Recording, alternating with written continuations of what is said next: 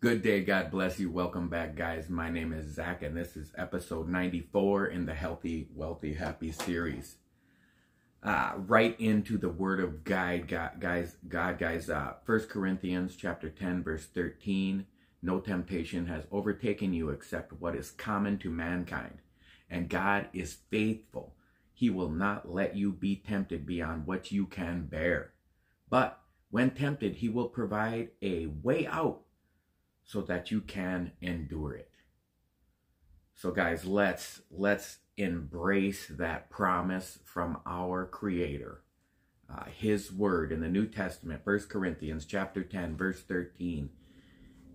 We're all going through the same shit, guys. You're not being tempted more than anybody else. Your metabolism is not worse than anybody else. You have not been victimized more than anybody else. We are all going through different parts of different shit, but it's all the same, and there is a way out. So don't play the victim. Don't play that, well, I'm just always going to be overweight because my metabolism is low. And that is just false. I mean, thousands of people have been studied. I just read one recently about metabolism. Where like 7,000 people were studied between the ages of like newborn and over 90. And they showed that your metabolism really only goes through about 4 phases in your life, and that it's consistent over your lifetime in these 4 stages, like a newborn, and then like 2 to 20, and then like even 20 to 60 is like rock solid. And then even after 60 and 70, it only goes down a little bit. And you say, well, how come I have friends that can eat all this and I'm overweight and I can't eat anything? And it's the opposite. Yes, being overweight slows your metabolism, but not your metabolism made you overweight. It is the opposite. That fat is pulling you down and making your metabolism slower, because it is like, fat has been likened recently even unto a tumor and cancer. It wants to grow. A fat cell, the white fat cells, there's brown fat cells, we're not going to get into that right now, but like the bad white fat cells in your body, they are actually trying to grow. So let's just hold to the promises of God and what His word has told us, that there's going to be a way out. You're not tempted beyond anything that anybody has ever been tempted. And even and when you are tempted, there will be a way out. And this quote, you guys, everybody's heard this quote. A journey of 1,000 miles begins with a single step. And that is from Lao Tzu. That's the part I didn't know. That's the author of the Tao Te Ching. So guys, let's get into where I'm at. This would have been a day off of work, but I worked a few hours this morning. Ran some errands, got some stuff done. I told you did I make a video yesterday? I don't think I made a video yesterday, but the day before I told you I was feeling great. Yesterday I was feeling great.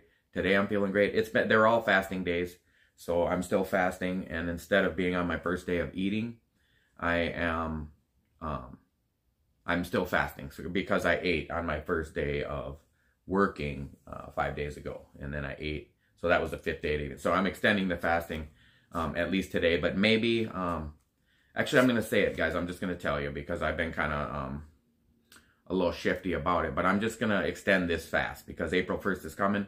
I want to lose a little more weight, and I want to train my body to go back onto the Atkins diet, which I believe in very much. It's very satisfying and fulfilling, and I feel great when I'm on it. I've just been overeating a little bit. I haven't even been, doing terrible on it. When I was doing the Atkins for 4 days and then fasting 4 days back and forth for those 3 times, I was doing really good. It was all salads and meat and eggs, and then just a tiny bit of cheating was messing me up. And it was mostly just, it wasn't like ice cream cheating. It was just, too much salad or too much meat or too many eggs.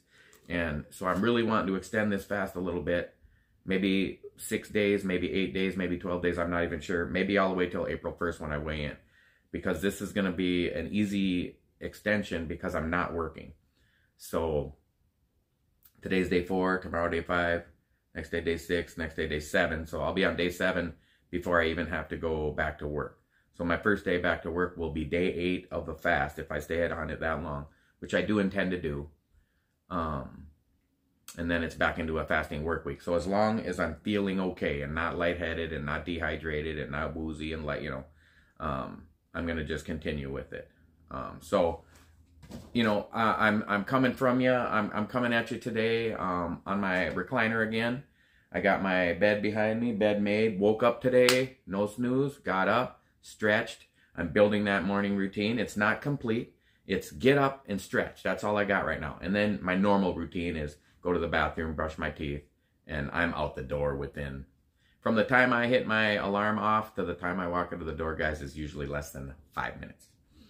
I am just bing, bang, gone. So where am I at? Day 4 of fast. I'm on my fasting salts again. I've taken 2 servings of this so far today. The servings is 3 capsules, and it's 655 milligrams of sodium, 297 milligrams of potassium, and 38 milligrams of magnesium. So I've had double that so far. And I'm going to take, it's only 2:30 in the afternoon because even though I work today, I only work a few hours. And I just did some extra stuff and got out of there. So this is where I sit on my, this is tiny apartment. There's my bed. Here's my recliner. The other side of the camera is a television and a table. I'm considering to get rid of the television because all I really watch is YouTube motivational videos that I can watch on my laptop. And then I'll have a whole nother wall for more bookcases and, more of what my life is actually about. But that's a side note. So I took my extra salts. Here, I have my gallon of water. I got home from work today and I sat down and my gallon of water was just a drink left, and I go get another gallon of water and I just leave it there at all times. I have, because I just refill these. I just bring them back to Cub and refill them for like 38 cents or something, 39 cents. It's super cheap, and it's no fluoride, no chlorine water. So, I mean, I don't go crazy, but I just always have water by me. So, got right up this morning, stretched out, building my morning routine. Did my little bit of hours at work, ran some errands, and then I started driving back home, and I got all the way home to my underground parking. And I was like, oh, I meant to go to the gym. This would have gave me a bad attitude before, that I drove the wrong way from, I was at the post office and I came home and I would, oh man, I wanted to go to the gym. Screw it, I'll just go later maybe. No, you don't do that. I was in a good mood. Yes, I remembered I wanted to go to the gym. I turned around, I went in the parking lot, backed up, and just went right back out the garage door and drove to the gym. Legs are sore, tight from my running the other night. Can't remember if the last time I was on was 2 nights ago, and that was the day I ran. I did a good run at the gym at work, and then I lifted chest and tries really hard. And then yesterday was a day off, and then today I got to the gym. I did a 1 mile, really good run. Felt great. I think I was up to 7 or 8 miles an hour towards the end, but I kind of increase the speed as I go. I kind of like to warm up. And then I did really good back and biceps. I did like 3 sets of 10 of back, and then 3 sets of 10 of biceps. 2 different workouts. And then the same thing with 2 different workouts, and then the same exact thing with 2 more different workouts. So it was 3, 6, 9, 12, 15, 18 sets of 10 after my good hard 1 mile run. So great workout. Was a little dehydrated because I forgot my water bottle, and I had to get out of there and start chugging water in the car. So, and I always have a water bottle in my car. I always have a water bottle at on my desk at work. So and I always have my gallon here. So drink your water. Even all the water I drink, I still found myself dehydrated after a workout. So some new habits are no more snooze. You got 5 seconds. You hear the alarm, you got 5 seconds to be out of bed. Stretch and make your bed. That's just a start.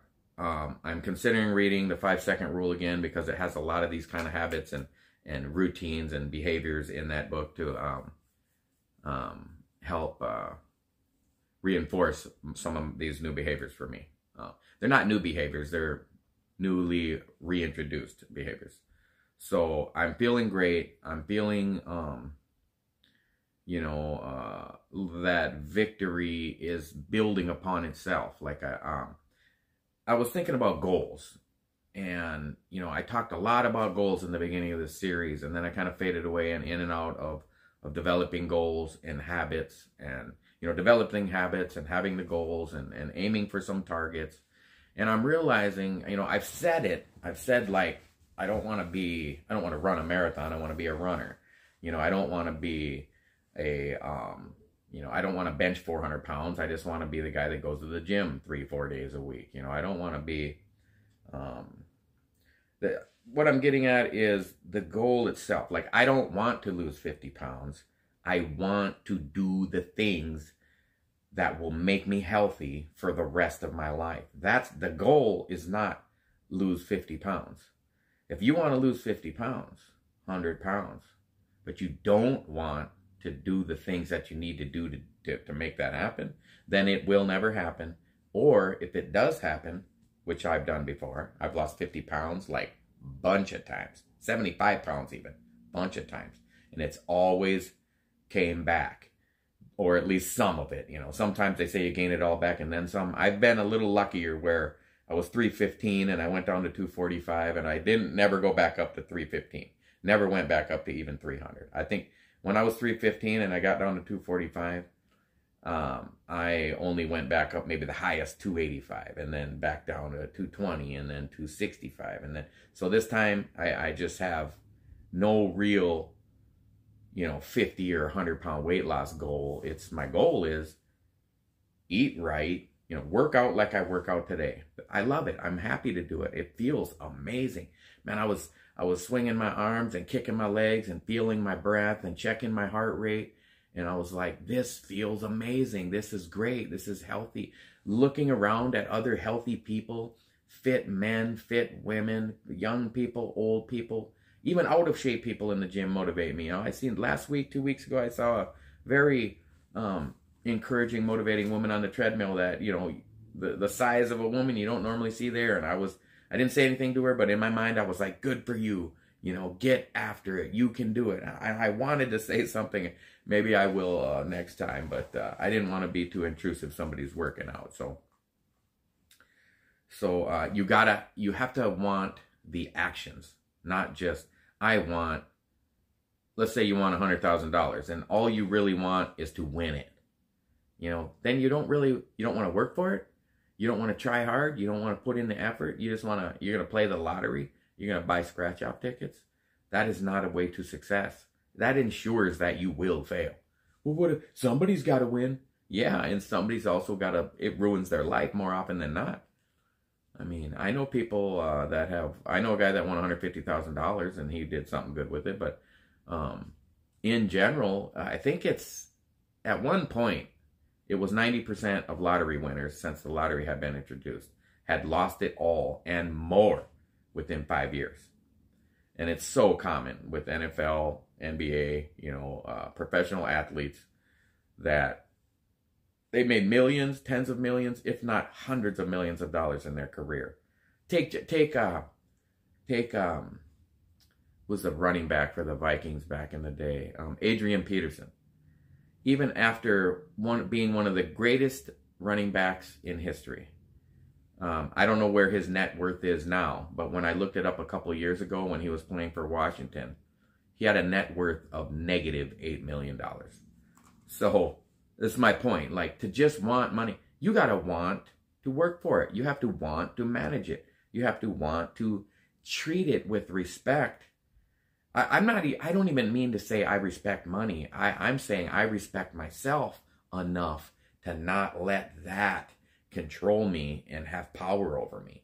I want to have control over the money, not the money over me. I want to serve God, not finances. You know, I want to believe that God is going to take care of my future, not money. I want to believe that when I retire, I'm going to be happy because I'm a servant of God, not because I have $1 million in the bank or 10 million, whatever you believe you need to retire happily. I don't think you need that much money at all. You need a lot of other things. We'll have a series maybe just about planning for retirement. All right, so we're developing the morning routine. And I was watching some videos today about it. Well, let me sidetrack myself right there. So I'm reading the Bible. I haven't cut into any other Audible books because I'm feeling like I neglected the Bible a little bit in the last few months.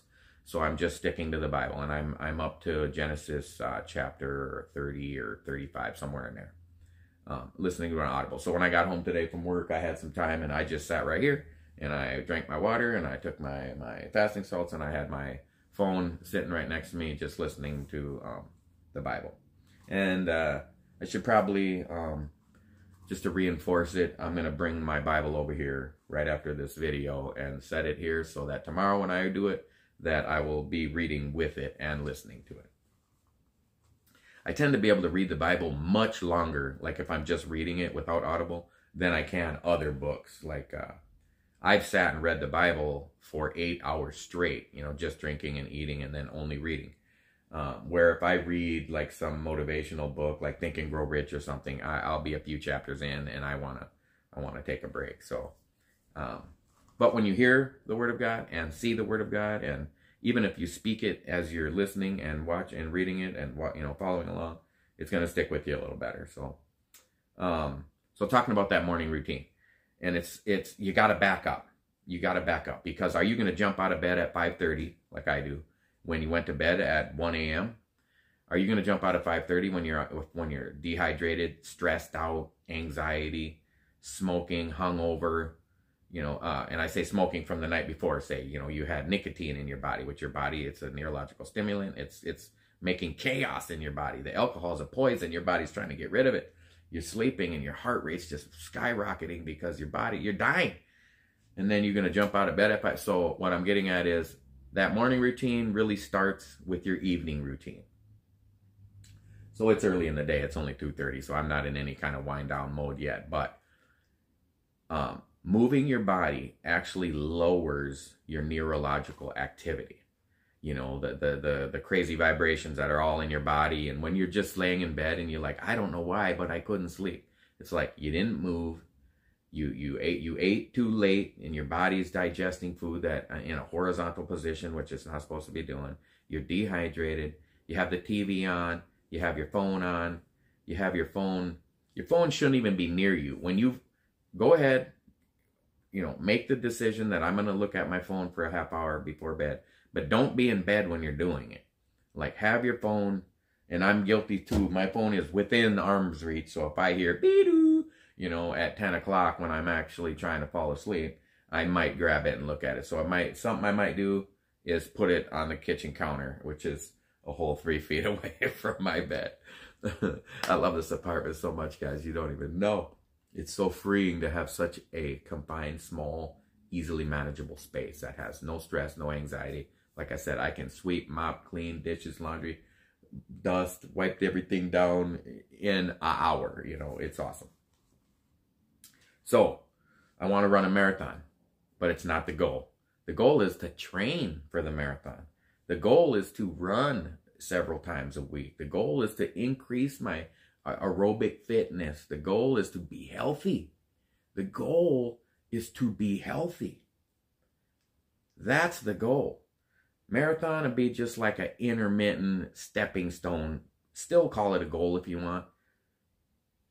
I'm still going to call it like intermittent goals. Like half marathon this year, October, middle of October, whatever it was, 15th or something. Whole marathon next year, October.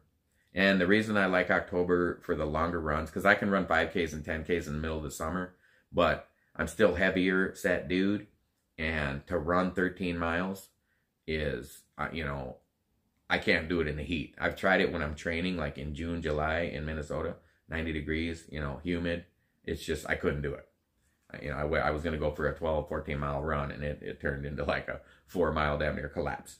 So that's why I do a lot of the training on the treadmill, where it can be a little cooler in the gym, and then run the longer runs. Like last October, I didn't run it. The October before that, I had a great run, and it was chilly. It was like sweatpants, warm socks, t-shirt, sweater, hat, gloves on the starting line. And then 2 miles in, I took off the sweatpants. 4 miles in, I took off the sweater. And then like 5, 6 miles in, I took off the hat. And the last thing I actually took off was the gloves, because your fingers are swinging through that cold air while you're jogging. And I had just kind of slipped them on. I was like, no, I'm gonna leave these gloves on. They're gonna, and I just buy really junky, you know, throwaway. Like go to the Goodwill and buy the cheapest sweatpants, sweater, and gloves, and hat you can find. You know, you could probably get them all for like $10, and then just toss them as you go. And they do have stations where they collect it all, and then you can get it like the next day or the next week, in local areas. But I don't even bother. So where are we at? I'm reading Genesis. Okay, so you're trying to master your evening routine to develop your morning routine, and I'm really enjoying that. So I had mentioned the rapid weight loss hypnosis, and don't get too sidetracked by that word hypnosis. Like, I don't even like using it, but I'm just saying that's what it's called. Really, it's a voice with some music, and it's kind of like Japanese guitar. You know, it's kind of in the background, real faded out, and it's just relaxing as hell. And it's a person. I could do it right now. You know, let's be aware of our breath.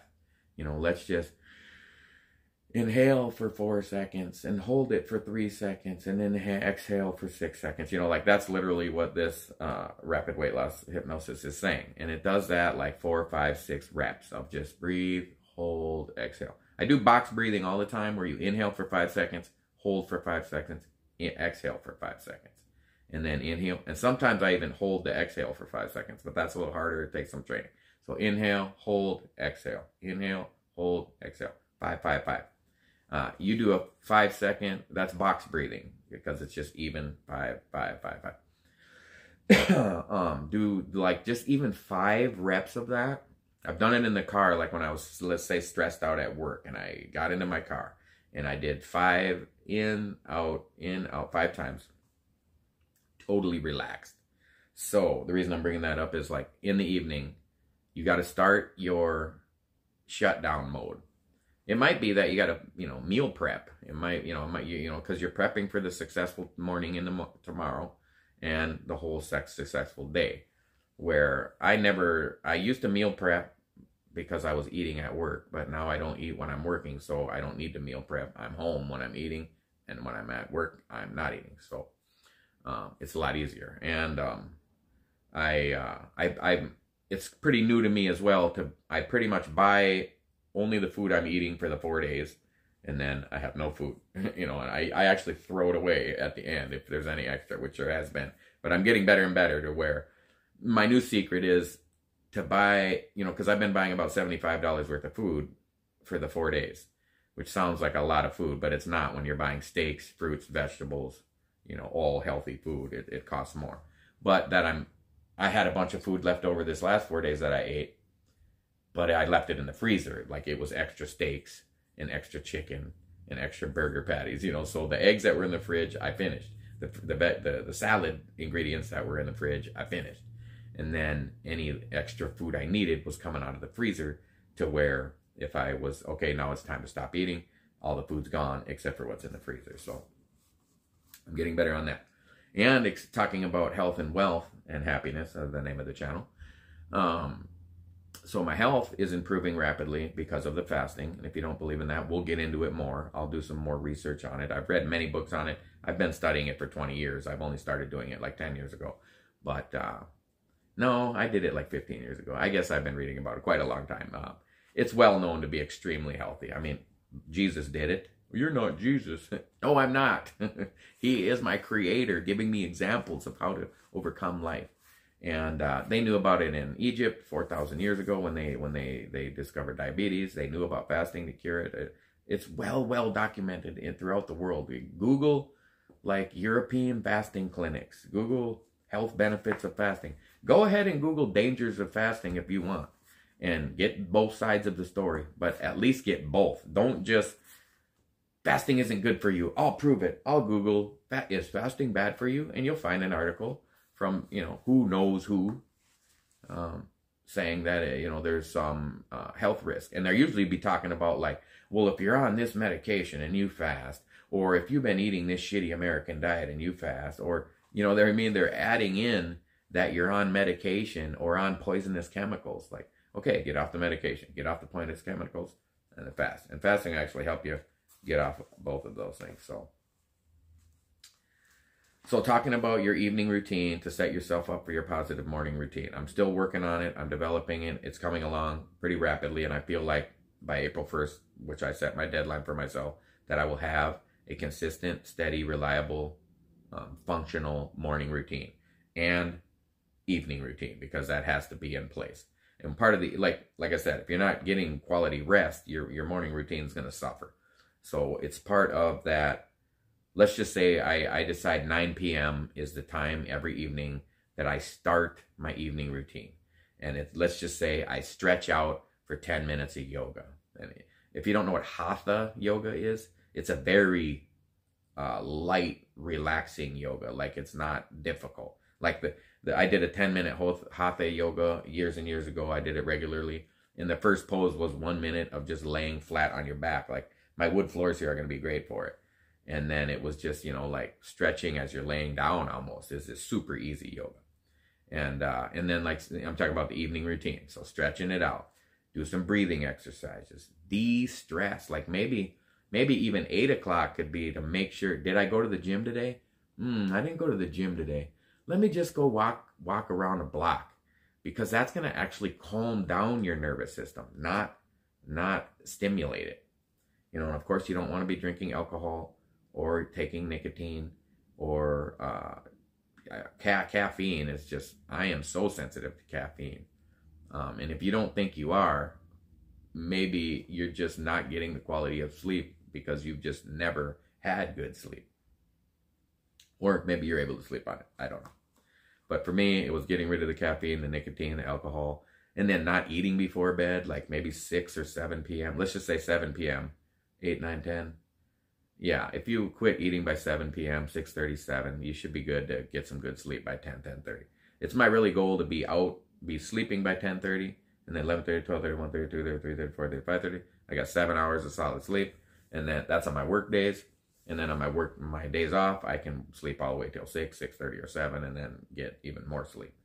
So, works great. So the evening routine sets you up for the morning routine, and that morning routine is intended to set you up for a successful day. And then how to have the more successful day is to have intentions. I talked about it, 20, 30 episodes ago about like implementation intentions.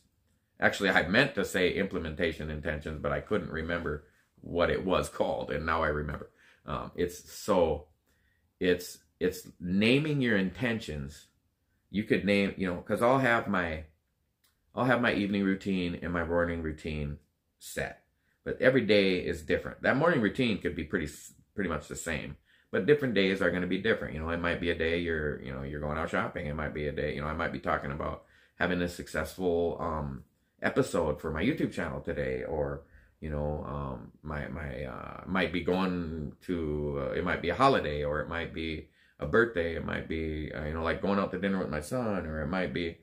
So anyway, as you're doing your evening routine, you state some implementation intentions, like tomorrow I intend to, and it can be just like a daily motivational thing too. It can just be, and you want to be specific, but you can be vague to begin with. You could be like, tomorrow is going to be a great day. I am going to feel amazing tomorrow. I'm going to be full of energy. I'm going to sleep great tonight. I'm going to wake up, and when that alarm goes off, the first thing that's going to happen is I'm going to smile. And I'm going to jump out of bed like, yes, I woke up another day and I feel great and I slept great and I'm not hungover. I'm not, my nervous system isn't all jacked up with nicotine and caffeine, and I feel amazing. And maybe the first thing I'll, I forgot to write, like, drink water, because you want to wake up your internal organs as soon as you wake up. And the best way to do that is to drink some water. Some warm water, some hot water would be even better. But to have my gallon right here, drink my water, hit this, turn the alarm off, sit up in bed, stand up, drink my water, and take some breaths, feel great, feel the day is upon us and we're going to conquer it. Stretch out, feel good. use my H2O2 to brush my teeth, and I know it's getting more oxygen into my bloodstream, which is building bigger muscles and helping my cardio, and it's actually helping burn more body fat to have the extra oxygen in your body.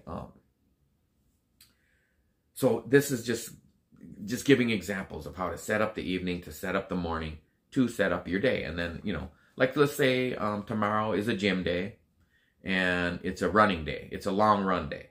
And you'll see as the channel goes, especially after April 1st when I'm not fasting so much and I'm eating more and working out more. Although my working out is getting to where I can just go hard as I want and I feel great. The last 2-3 days I've worked out pretty good. Last 3 days I've worked out really hard. 2 of the 3 days, and I feel no soreness except for in my quads from running. Because I'm still 240-ish, 239.8, somewhere in there pounds. And so it's still a lot of weight for these legs to carry. You know, when I'm down to 220, 210, you know, 200, 190, those run times, those 5K times. And that's another thing. Oh, I have it in my other book. I'm going to put it in this notebook as well, though. It's just my 5K times, my 10K times, my half times, and my full times. So this is 5K, 10K, half marathon, full marathon. Now, I've never ran a full marathon, but I'm writing it down because human beings can do it. And I'm a human being, so I can do it. And it's like, no, I couldn't do it today. I couldn't run a half marathon today either. I'd probably be really struggling to run a 10K. I don't even know if I could do it. But I mean, I could run a 5K. And so is 5K a full marathon? It's like, yes, it is. It's a stepping stone. You know, maybe it'd be even a better word for goal would be stepping stone. Like a 5K, I have a goal to run some 5Ks on the treadmill for now. But as soon as the weather gets nice and they're having them around town. Now that I'm in a bigger town, I'm not so far out into the country where I got to drive a half hour to get to one. I could probably, there's going to be 5Ks all around where I live now in the spring and summer. I mean, I know it's spring now, but as soon as the weather starts getting nice. And then 10Ks, is 5K training, a 10K training also? Of course it is. 5K is half of a 10K, you know. And then 10K training is you know, it's double that and you run a half. And double that and you run a full. So, it's all part of the process, guys, and there's no hurry. My goal is to train. My goal is to run and be a runner. My goal is to lift and be a workout fitness guy, you know. And just hearing myself say fitness, it's like, I want to be a healthy guy. I just want to be healthy. Do I want to be jacked? Or do I want to do the things that get you jacked? I want to do the things that get you jacked now. I'm shifting my paradigm. I want to be the action, not the results. Do I want to be tanned? It's like, I want to go for runs out in the sun. I want to go for hikes with my shirt off, with my shorts on, just getting all tanned out in the sun. And juicy, I don't even know what that means. But I think I'll know when I get there, you know. But I want to do the work. Like I said about, you know, getting helicoptered on top of a mountain and then standing on the peak and it's like, yeah, I made it to the top of the mountain. It's like, you didn't do shit. You know, the goal should be to climb the mountain, right? You want to climb it, not just stand on top of it. You want to run the marathon, not just cross the finish line. You know, you want to train and be healthy and work your way up to it. So, all right, guys, I am 30-something, 3 minutes into it. And my notes are done. And I think I'm going to get ready to wrap it up. Because when I don't go live, I go live on my laptop. I'm pre-recording it on my phone now so that I can edit it and make some little intros and stuff. It takes forever to load this video. Takes like a few hours, but it doesn't matter. It's just, I just hit the load button and eventually it does it. I don't have to do anything. So I'll be going about my routine. So anyway, guys, I just want to thank you to all the new subscribers. I think we're up to, God, I didn't even look, but it's got to be like 3,900 and we're getting some watch time. I'm like over halfway there. And we're just growing and building the community, and I want to thank the people that are watching regularly. You know, I can see there's that few hundred views pretty regularly within the 24 hours, and then it builds and builds, you know, and then a lot of my videos are having over 1,000 views. And I'm not trying to not be appreciative. I want to thank all you guys And thank you for being a part of the community, and thank Jesus and our Lord God for creating us and giving us this opportunity to be together in this community where it was never possible before. It's modern technology. So if it's going to be an evil thing in the world, modern technology, it's one of those things that let's use it for good. Let's not overindulge. Let's watch. If we're gonna watch, be on social media, let's make it be a positive thing, and learn how to be healthy and love ourselves, and learn how to be wealthy and love God, not money, and learn how to be happy. And a lot of that is to be content with what you have. And you could strive for more, but does the Bible really doesn't ever really teach that? It almost teaches the opposite of that. So don't fear anything. Trust in your God. You claim to be a Christian, you claim to believe in Jesus, and then you say, well, I'm just afraid I'll lose all my money in retirement. It's like, thou shalt not fear. Have no fear, for the Lord your God is with you. It's all through the Bible, hundreds and hundreds and hundreds of times. So sure, plan for your retirement, which includes finances, but don't worry about it. Trust God. If the market collapses and the economy goes in the tank, well, it's going to do it for everybody, not just you. And the Bible says he will provide for us. As far as if there's a big, let's say there's, 10 million people lose their job in America. Well, millions and millions of people die around the world because of that, the repercussions of that. So at least be happy that you're the one that's in America. You're in a first world country that even without jobs and without in a really bad recessed economy, that we still are living pretty good. And even though the economy has just skyrocketed out of control the last few years, we're still doing okay, and our life doesn't suck that bad. As far as just appreciating what you have. Stuff costs more, and you still buy it because you still can afford it. And life's a harder struggle. It's like, I disagree. Life was a far greater struggle for our great-grandparents than we could even possibly compare our lives to. We can imagine it. I didn't want to say you could possibly imagine, because I can imagine pretty much live in the woods, go walk out into the woods and stand in the rain and be like, okay, this was my forefathers' life. What should we do now? Because they had nothing. There was no cars. There was no jobs. There was no technology. There was sticks and stones and hunting and trapping and fishing. And so guys, let's just appreciate our lives and thank God for it. So I am going to ask you to jump on board with Jesus, because he loves you guys. I love you. And I will catch you guys in the next episode.